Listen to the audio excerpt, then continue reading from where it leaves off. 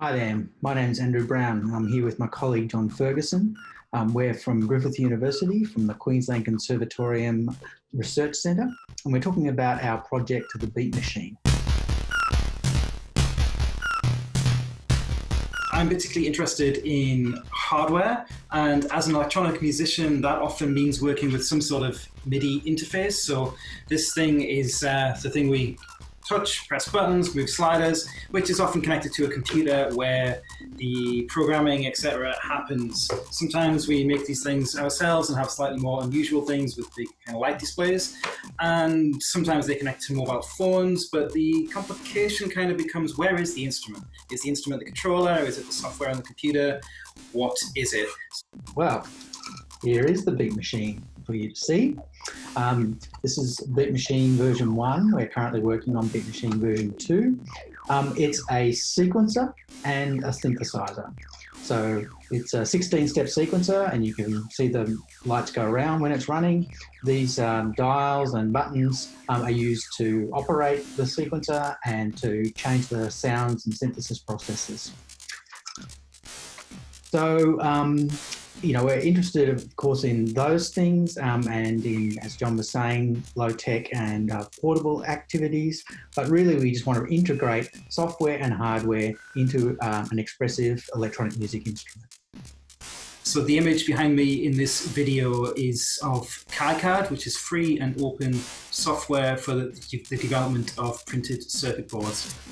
So obviously there are a bunch of drum machines already out there in the world, and yes, one clear agenda is cost, but also very into the aesthetics of the exposed components and really not hiding that logic away from the user. So low cost, but also we're looking into kit-based distribution, as really one of the agendas here is teaching the musical and artistic affordances of DIY electronics through really electronic instruments and the maker culture. And one of the things for me too is the exploration of software-based musical behaviours. So obviously we program the microelectronics in the Beat Machine to do the sequencing and to do the synthesis, but we also give it kind of performance behaviours. So hopefully it just moves beyond being just a basic tool that you use and becomes kind of an instrumental partner as you're going on with that. So these notions of what is musicality and how can we embed that kind of musicality into the Beat Machine is also part of our agenda. At a more conceptual level, we've become interested in the idea of post-digital. So this borrows from Kim Cascone's aesthetics of failure and his celebration of glitch. We're using it to really shun the perceived perfections of digital art, where bluntly digital art is stuff which is out there on the internet, always connected. We're more interested in this project with the kind of messy tendencies of humans and what it is to kind of intervene or coerce into cooperation these logical systems. And we've discussed some of this in a 2016 article in Organized Sound titled Towards a Definition of Post-Digital Avant-Garde, Research-Led Teaching of Music Technology. Another conceptual theme in this project is the notion of material engagement. This project's concerned with material engagement, which really means the possibilities and the limitations of the physicality of the microelectronics, the software systems and so forth. How are their properties as digital material beings influential in the kind of practices that we're undertaking? And so that interest means that we're pushing the boundaries of the limits of the physical and the software capabilities of the componentry that we're using.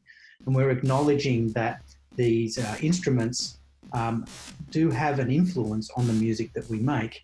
We're not trying to just sort of coerce them into anything, but to use them as musical partners. We discussed these kinds of ideas in an article we've recently written for Leonardo Music Journal. It's due out in late 2020. The title of that is The Beat Machine, Embracing the Creative Limitations and Opportunities of Low-Cost Computers. This is more than just making a thing or making an instrument and then making music with that instrument. Of course, that is absolutely one agenda, but the thing we're interested from a research perspective here is how this all connects. And in many ways, are there better ways of making things together? How are practices shared, knowledge shared, artistic work shared?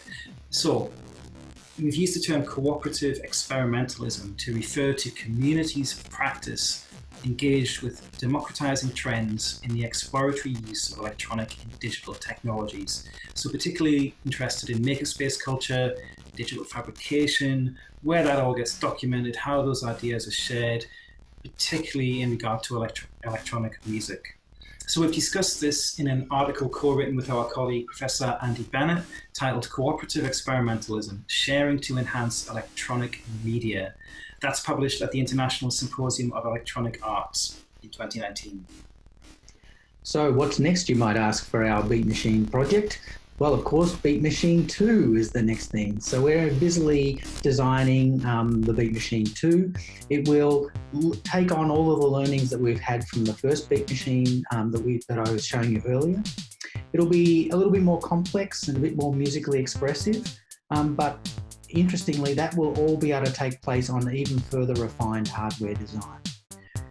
The actual form factor and the interface will look quite similar, but it'll be much more refined as it goes through. And that allows us to explore all of the things that we've discussed in even more detail.